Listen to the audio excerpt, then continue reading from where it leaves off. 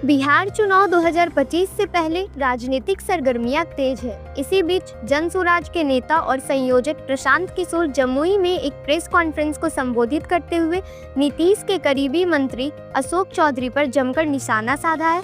उन्होंने अशोक चौधरी पर कहा कि अशोक चौधरी का राजनीतिक चरित्र क्या है यह सबको पता है। उन्होंने अपनी बेटी को टिकट खरीदकर सांसद बनवाया। आगे उन्होंने कहा कि बिहार के किसी नेता या पार्टी में इतनी हिम्मत नहीं है कि वह हम पर 1 रुपया भी लेने का आरोप लगा सके।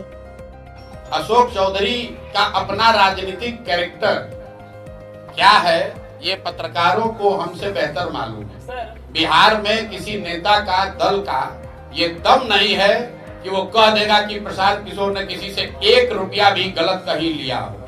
अशोक चौधरी के तरह उनके पास पैसा नहीं है कि टिकट खरीद के अपने बेटी को एमपी बना दे।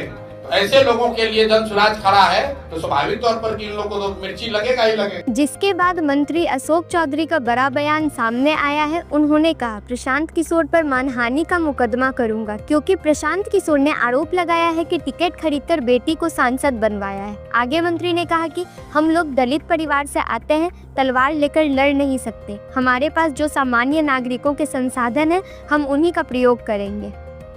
प्रशांत किशोर ने जो कहा है उनके ऊपर मानहानि का तैयार हो रहा है लीगल केस, उनके ऊपर केस लड़ेंगे क्योंकि हम लोग तो दलित परिवार से आते हैं। हम लोग तो कोई बड़ा बहुत भारी है नहीं कि तलवार अचूड़ा फांसू लेकर के उनसे लड़ने जाएंगे।